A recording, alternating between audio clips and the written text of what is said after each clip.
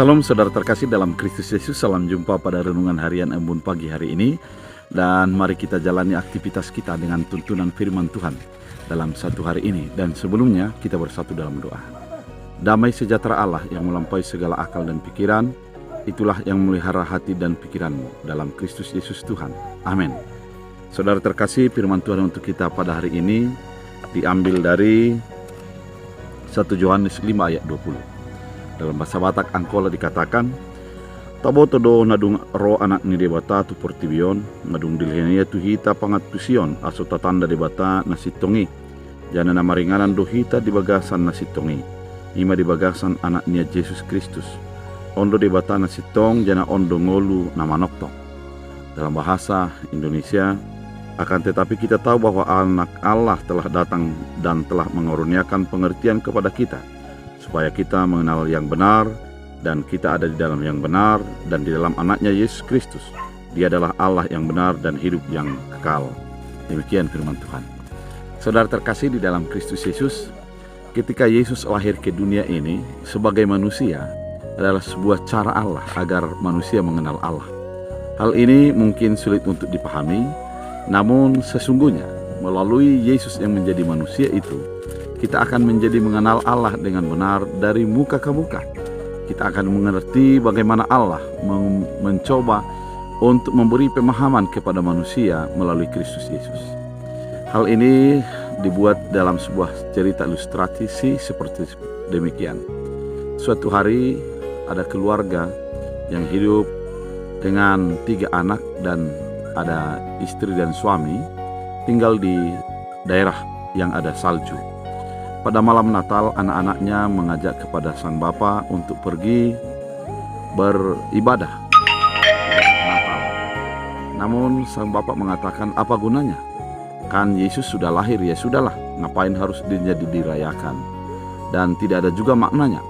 Demikian perkataan sinis dari seorang bapa.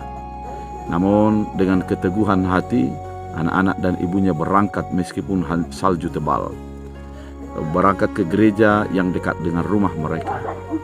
Dan kebetulan setelah malam berlarut, sang bapak mulai menyalakan api untuk menghangatkan badannya, dan tiba-tiba ada terdengar suara dentuman dari luar mengenai kaca rumah, jendela rumah mereka.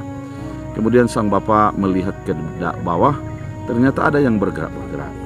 Dan dia melihat dan mendekat, dia ambil, ternyata adalah seekor burung. Dengan kasihnya, sang bapa merasa kasihan dengan burung itu. Dia memegang, mencoba menghangatkannya.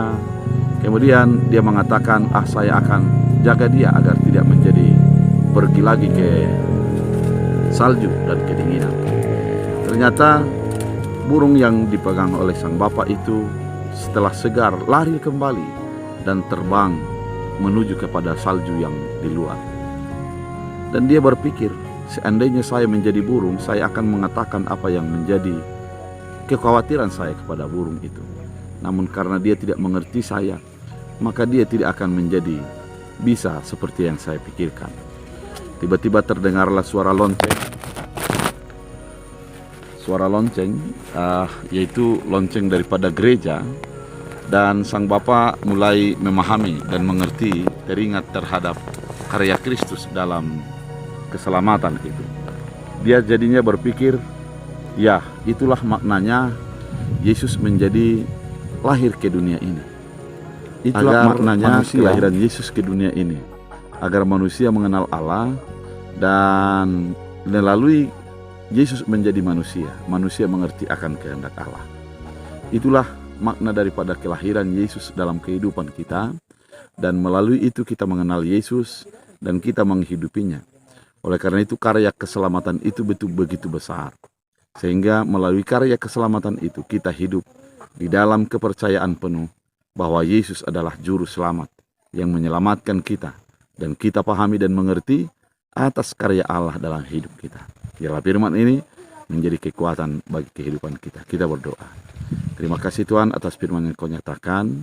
Biarlah menjadi bahagian hidup kami. Tuntun kami untuk mengerti, memahami dan mengimani firman-Mu. Dan hamba berdoa bagi setiap jemaat Tuhan dalam mengakhiri akhir tahun ini.